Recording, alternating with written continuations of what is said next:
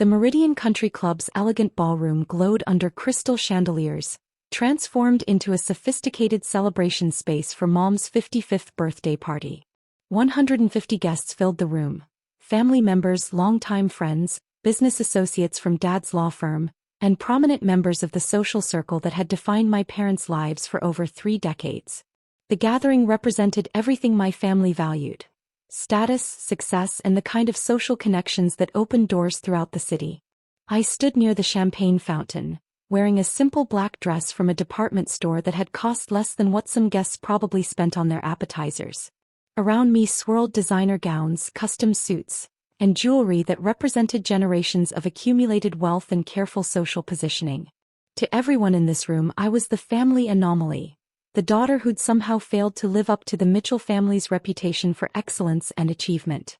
What none of them knew was that exactly 6 months ago, the billboard company across the street from the country club had contacted me about featuring successful local entrepreneurs in their new City Leaders campaign. While my family had been planning Mom's birthday celebration, I'd been working with their marketing team to time the billboard reveal for maximum impact. The 50-foot display showcasing my achievements had been installed yesterday, perfectly positioned to be visible from the country club's main windows. "Sarah, sweetheart," my Aunt Catherine approached with that familiar mixture of concern and condescension in her voice.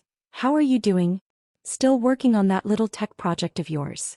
Before I could respond, my brother Marcus appeared beside her, his confidence boosted by the scotch he'd been enjoying and his recent promotion to senior associate at Dad's prestigious law firm. "She's probably still convinced she's going to revolutionize the world with computer programming. I tell my colleagues that my sister is exploring entrepreneurship, because honestly, I can't explain what she thinks she's accomplished."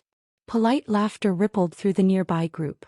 My sister Jennifer, who'd just returned from her latest gallery opening where her abstract paintings were displayed among other local artists, examined her diamond bracelet with practiced disinterest.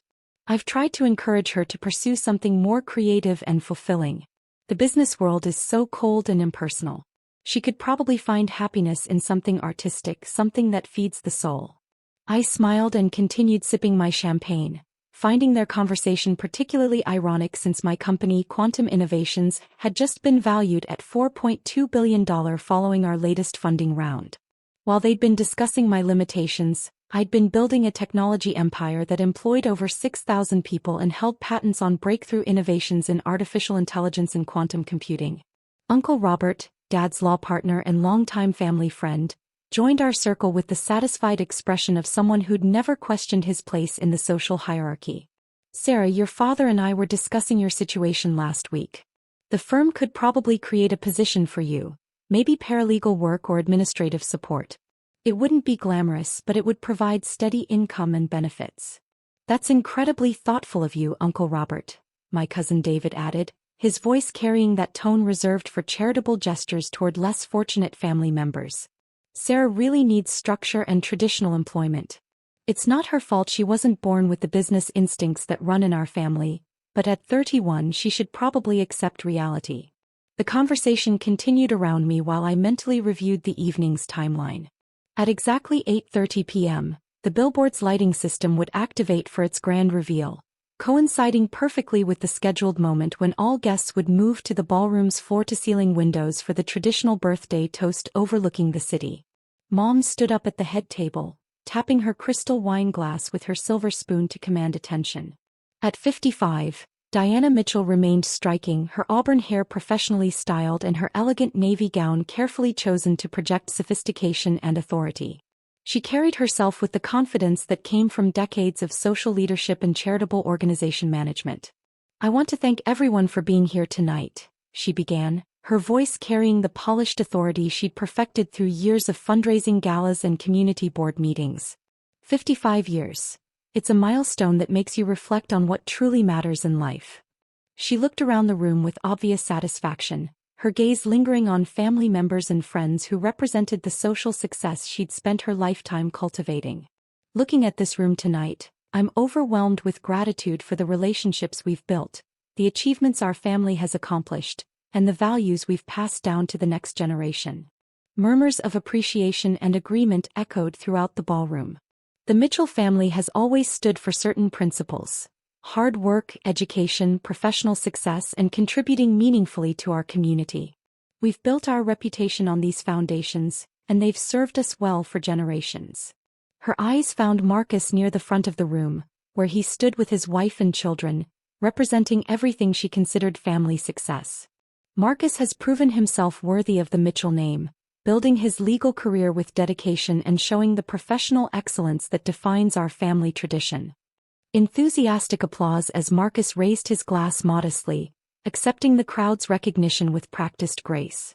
Jennifer has followed her artistic passion while maintaining the social connections and community involvement that represent our family's values. More applause as Jennifer smiled graciously, her recent gallery showing having been well received among the country club's cultural circles. We've always believed that success isn't just about personal achievement, it's about building something lasting, something that contributes to the community and reflects well on the family name. The room nodded approvingly, guests appreciating this philosophy that validated their own approaches to wealth and social position.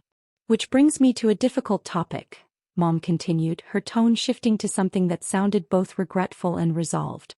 Not every family member chooses to embrace these time-tested values. The room went quiet, sensing the direction of her speech and the family drama that was about to unfold. Sarah decided 4 years ago to abandon a promising career path to pursue what she calls technology ventures. Despite our attempts to guide her toward more practical choices, she's insisted on this path that has produced no measurable results. Uncomfortable silence filled the ballroom as 150 pairs of eyes focused on me with varying degrees of sympathy and judgment. For 4 years, we've watched her struggle with unrealistic expectations and refused opportunities for stable employment. We've offered guidance, connections, and support, but she's rejected every attempt to help her build a meaningful career. The tension in the room was palpable now. Everyone understood that this was more than a birthday speech. It was a public family intervention. Your father and I have made a painful decision, she continued, reaching into her purse to pull out what appeared to be legal documents. Sometimes love means setting boundaries even when it's difficult. She unfolded the papers with theatrical precision, ensuring the entire room could see the official nature of whatever she was about to announce.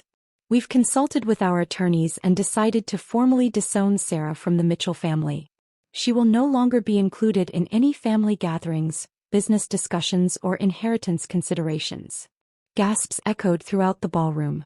This was clearly more dramatic than anyone had expected, even in a family known for their strong opinions about success and failure. We've tried patience, encouragement, and tough love. Nothing has motivated her to accept reality and build a proper life. Therefore, we're cutting all ties completely. She looked directly at me, her expression a mixture of disappointment and what she probably considered necessary cruelty. You're dead to us, she declared with finality, her voice carrying clearly across the silent ballroom. Don't ever contact this family again. The silence that followed was deafening. 150 people stared at me, waiting to see how I'd respond to being publicly disowned at my own mother's birthday party. I looked at her for a long moment, then at Dad, who was nodding his approval from his seat at the head table. Then at Marcus and Jennifer, who looked shocked but not particularly inclined to defend me. I understand, Mom, I said quietly. I'll leave now. I walked outside quietly, making my way through the crowd of stunned guests who parted before me like I was carrying some kind of contagious failure. Conversations resumed in hushed whispers as I passed, people processing what they'd just witnessed and probably discussing how the Mitchell family had finally taken decisive action about their problematic daughter. I stepped onto the country club's main terrace, which offered a panoramic view of the city skyline and, more importantly, a perfect view of the massive billboard directly across the street. I checked my phone. 8:29 p.m. Perfect timing. At exactly 8:30 p.m., the billboard's lighting system activated. A 50-foot image of my face illuminated the night sky, accompanied by bold text that could be read clearly from the country club's windows. Congratulations to CEO Sarah Mitchell, youngest billionaire in the city. Quantum Innovations reaches $4.2 billion valuation. Inside the ballroom, I heard the first gasp, then another, then the sound of an entire party discovering something impossible. That's when she saw the 50-foot billboard with my face. Through the floor-to-ceiling windows, I watched as 150 guests pressed against the glass, pointing at the billboard and frantically pulling out their phones to Google my name and company. Mom stood frozen at the head table, her face completely white as she stared at the massive display featuring the daughter she just publicly disowned. Congratulations to CEO Sarah Mitchell, youngest billionaire in the city. The text was impossible to miss, impossible to misunderstand, and impossible to explain away. Her birthday guests started whispering, their voices growing louder as the reality of what they were seeing sank in. I watched through the windows as phones came out, as people frantically searched for information about quantum innovations, as the room erupted in chaos and confusion. My phone buzzed with the first call. Marcus. Then Jennifer. Then Uncle Robert. I let them all go to voicemail while I stood on the terrace, watching my family and their friends try to process the impossible reality that the person they just disowned was featured on a billboard celebrating her status as the city's youngest billionaire. The country club's doors burst open as guests flooded onto the terrace, all staring at the billboard and then at me with expressions ranging from shock to disbelief to something that looked like panic. Sarah, Mom appeared in the doorway, her earlier confidence completely shattered. Is this some kind of mistake? Some kind of publicity stunt? No mistake, Mom. Quantum Innovations is my company. We specialize in artificial intelligence and quantum computing applications for Fortune 500 companies. The $4.2 billion valuation was announced this morning in the Wall Street Journal. The crowd erupted in chaos. Voices rose in confusion, disbelief, and desperate attempts to understand how they'd all been so spectacularly wrong about everything. Dad pushed through the crowd, his face pale and confused. Sarah, if this is true, why didn't you tell us? Why did you let us think you were struggling? I looked around at the 150 people who'd just witnessed my public disownment, at the family who'd spent 4 years treating me like a failure, at the mother who'd just declared me dead to them. Would it have mattered? I asked. Would any of you have treated me differently if you'd known I had money? Or would you have just found new ways to diminish what I'd accomplished? The question hung in the air and nobody seemed able to answer it. For 4 years, you've all assumed I was failing because I wasn't succeeding in ways you understood. Tonight, Mom literally disowned me in front of 150 people because she was embarrassed by my choices. I gathered my things and headed toward the parking area.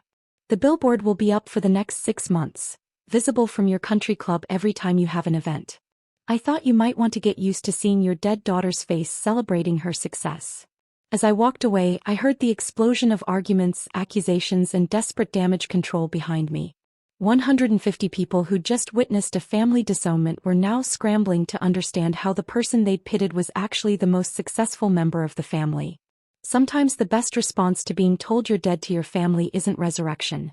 It's letting them see your success illuminated 50 feet high where they can never ignore it again.